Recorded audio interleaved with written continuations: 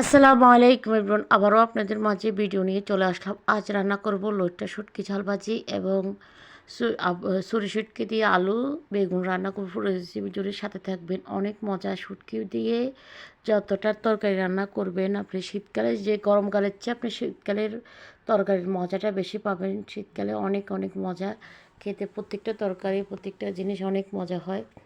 যাই হোক, আজকে আমি রান্না করব। প্রথমে আমি লটে শুটকি ঝালবাজি করার জন্য একটা প্যান বসালাম। প্যানে পরিমাণ মতো তেল দিয়ে দিলাম। তেলটা একটু গরম হওয়ার পরে দিয়ে দিলাম পেঁয়াজ এবং কাঁচামরিচ আর পেঁয়াজটা একটু নরম হওয়ার পরে দিয়ে দিলাম আলুগুলো আর পেঁয়াজগুলো দিয়ে ভালো করে একটু বেজে নিলাম। হালকা একটু লালচা কালার আসছে, আর তখনই আমি বাকি মশলাগুলো অ্যাড করব। এখন দিয়ে দিব আদা বাটা এবং রসুন বাটাটা একটু বাড়িয়ে দিতে হবে, কারণ লটে শুটকিতে একটু রসুনটা বাটাটা বাড়িয়ে দিলে বা কুচি দিলে অনেক ভালো লাগে, খেতে অনেকটা ভালো লাগে। তারপর দিয়ে দিলাম আদা বাটা, দিয়ে একটু নেড়ে চেড়ে দিলাম। দেওয়ার পরে দিয়ে দিচ্ছি এখন শুটকিগুলো গরম পানিতে ধুয়ে পরিষ্কার করে নিয়ে নিলাম একটা বাটির সাহায্যে। তো এখন আমি শুটকিগুলো দিয়ে দিলাম। শুটকিগুলো দিয়ে আরও ভালো করে কিছুক্ষণ ভেজে নিব তেলের পরে। কিছুক্ষণ ভাজানোর পরে শুকনো মরিচ হিসেবে দিয়ে দিচ্ছি হলুদের গুঁড়া, লাল মরিচের গুঁড়া, স্বাদ মতো লবণ, ধনিয়া জিরে গুঁড়া, সবগুলো মশলা একসাথে দিয়ে আমি ভালো করে নেড়ে চেড়ে দিব। ভালো করে নেড়ে চেড়ে দেওয়ার পরে আমি আসলে এখানে পানি দেওয়ার প্রয়োজন নাই, একদম লো আছে রান্না করতে দেখতে পাচ্ছেন, একদম লো আছে রান্না করবো। এটা অনেক মজা হয়েছে। খাবারের পরে বয়সটা দিচ্ছি, বিশেষ করে অনেক মজা হয়েছে। তারপর দিয়ে দিলাম টমেটোগুলো দিয়ে এখন আমি জালটাকে একদম লো আঁচ করে একদম ঢাকনা দিয়ে এই টমেটোর থেকে যে পানিটা বের হয়েছে এই পানির মধ্যে থেকে দেখতে পাচ্ছেন আমি শুটকির ঝাল ভাজিটা করে ফেলছি। বিশ্বাস করেন এতটা মজা হয়েছে, আমি মনে করেছিলাম ভালো হবে না, তবে অনেকটা ভালো লাগছে খেতে। অনেক অনেক মজা। বসা আপনারা সবাই ভাবে একবার ট্রাই করে দেখবেন, অনেক মজা। নামানোর আগে একটু ফ্রিজে ছিল ধনিয়া পাতা দিয়ে দিলাম। তো ধনিয়া পাতা দেওয়ার পরে এখন নামাই ফেললাম।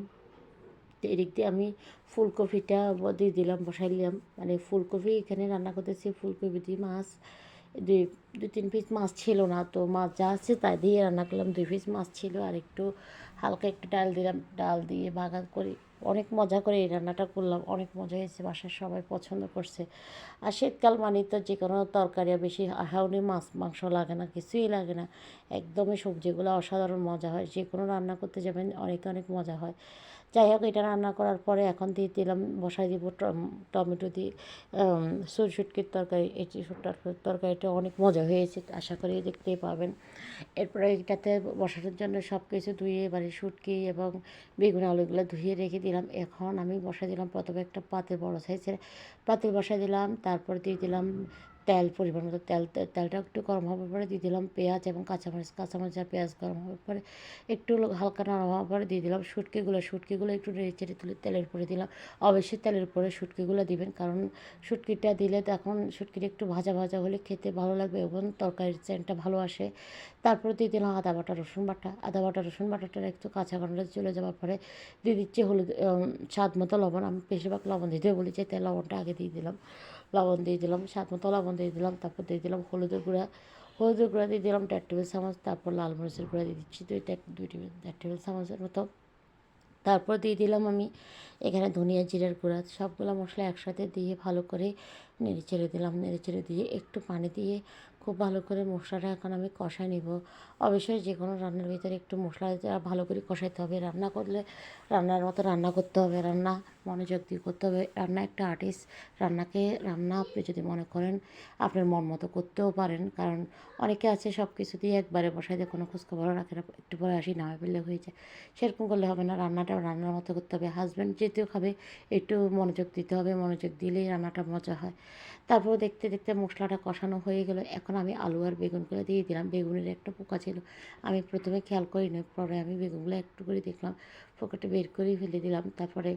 এরপরে আমি ভালো করে দিয়ে এখন দিয়ে দিচ্ছি টমেটোগুলো দিয়ে ভালো করে নেড়ে চেড়ে দিব। এখন নেড়ে চেড়ে দিয়ে পানির ভিতরে মানে মশলার মধ্যে ভালো করে কষায় নিব। অবশ্যই মশলার মধ্যে কষায় নেবেন। আমি এটা কখনো বলবো না, অনেকে হয়তো মনে করতে পারেন আমি রাঁধুনি বা আমি ভালো রাঁধুনি নাও হতে পারি। তারপরে হয়তো মানে যতটুকু জানি ততটুকু আপনাদের সাথে শেয়ার করে। হতে পারে আমি ভালো কোনো রাঁধুনি না, আমি যতটুকু জানি এতটুকু আলহামদুলিল্লাহ আমার হাজব্যান্ড অনেক পছন্দ করে আমার রান্নাগুলো খেতে পছন্দ করে। আমি প্রত্যেকটা রান্না যে রান্নাই করি না কেন আমার হাসব্যান্ড অনেক অনেক পছন্দ করে। আপনাদের দোয়া ভালোবাসা আমি অনেক ভালোবাসি আলহামদুলিল্লাহ।